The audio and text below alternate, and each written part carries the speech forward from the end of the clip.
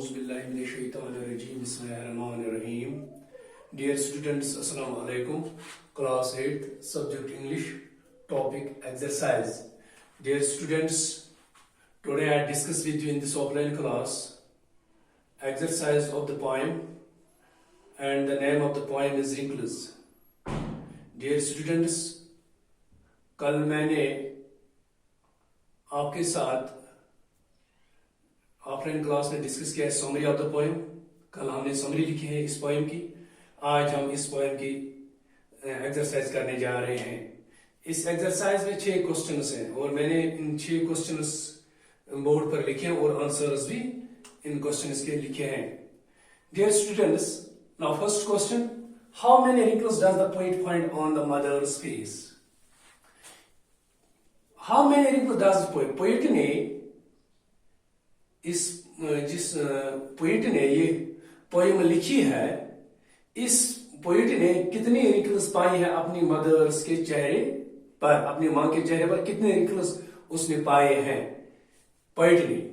Question first का answer है the poet finds 4 wrinkles on his mother's face.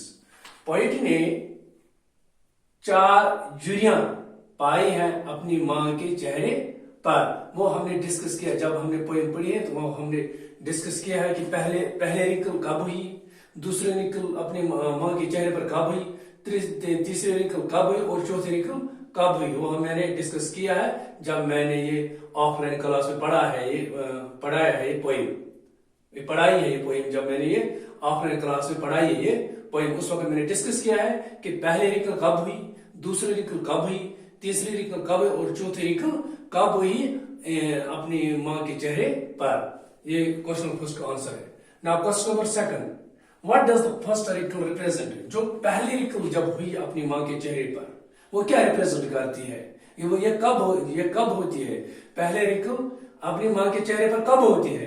इसका answer है, क्वेश्चन नंबर 2 का आंसर है the first wrinkle of the time was formed on his mother's face when her father uprooted from her house and married her and planted her in the courtyard of others.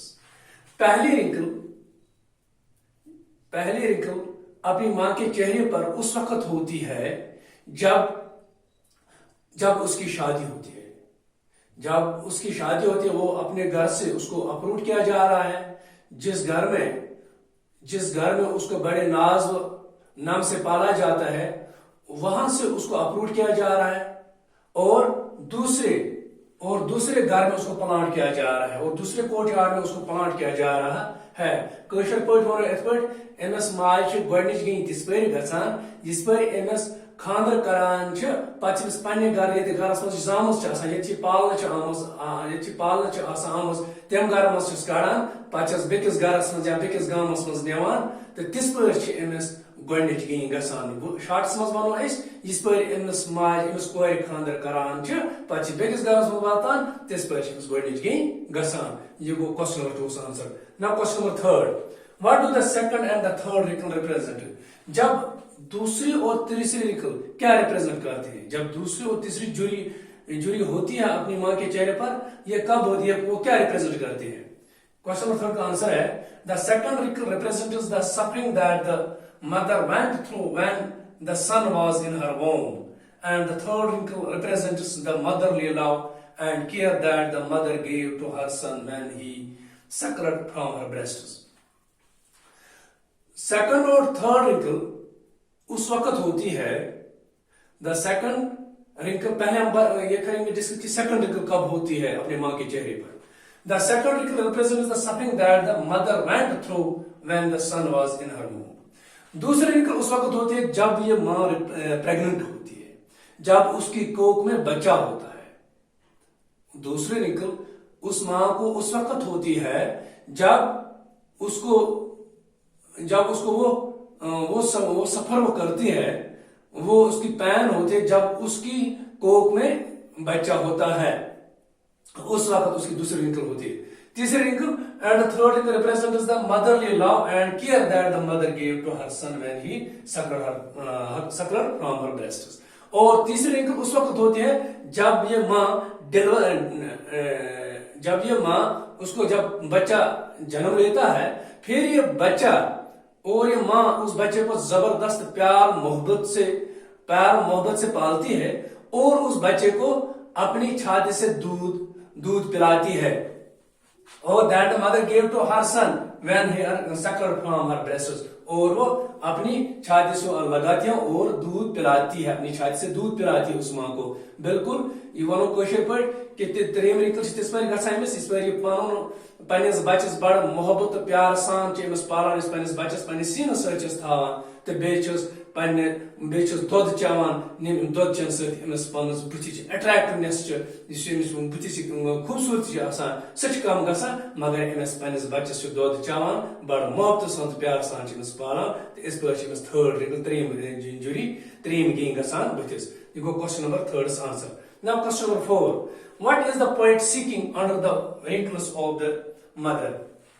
Poet क्या सीख कर रहा है under the wrinkles? Poet जो poet ये है ये क्या seeking under the wrinkles of her mother? ये क्वेश्चन पर बना कि poet बना चे इसे मैंने माइक गेन चे आहमस क्या चे सांस सच दबान कि कैसे बे क्या बने तिसी कूर बने इसे खांदर ब्रोट poet ये बना। Question first answer. The poet is seeking under the wrinkles of his mother, the girl that she used to be before her marriage. Poet यहाँ पर ये चाहता है ये ऐसी ही लड़की बन जाए, मेरी माँ ऐसी ही लड़की बन जाए जिस तरीके से वो शादी से पहली थी।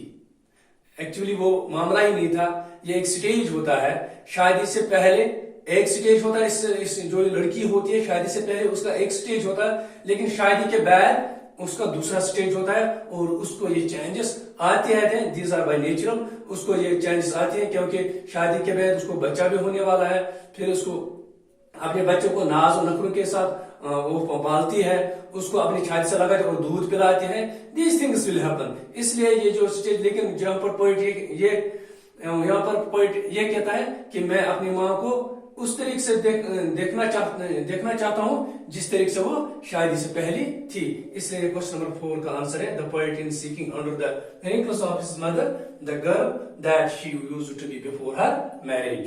ये क्वेश्चन 4 का आंसर है।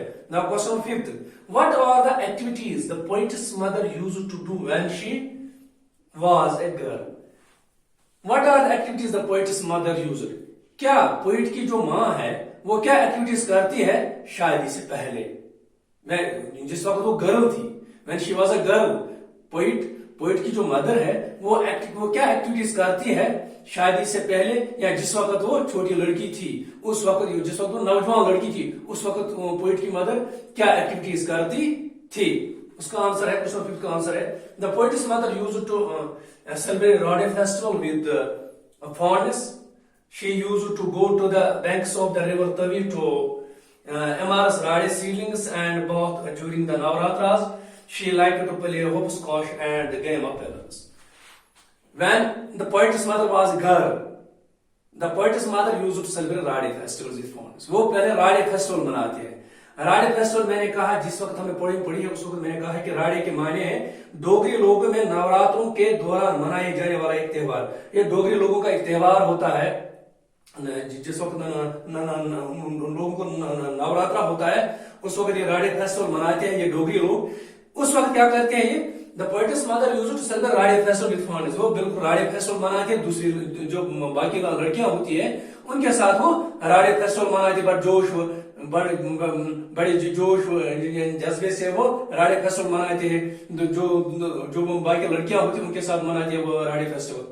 She used to go to banks of the river Tavi to immerse rade seedlings and bath during Navratras। और फिर वो जिस वक्त जो राडे फेस्टिवल होता है उस वक्त वो बैंक्स ऑफ रिवर के पास जाते हैं, जो तवी रिवर जम्मू में है।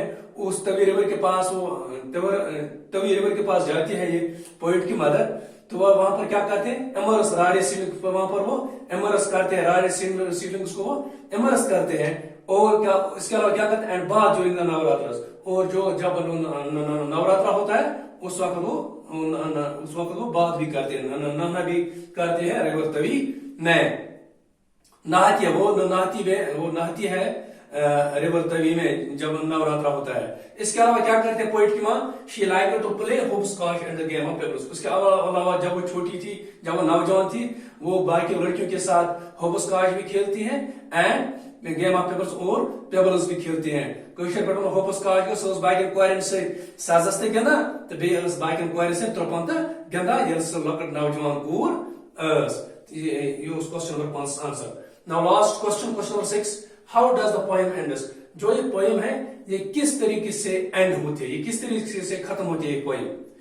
इसका आंसर है, क्वेश्चन 6 का आंसर है, the poet ends his poem with a desire in which he wishes his mother to be a girl for one day he wanted to bring colours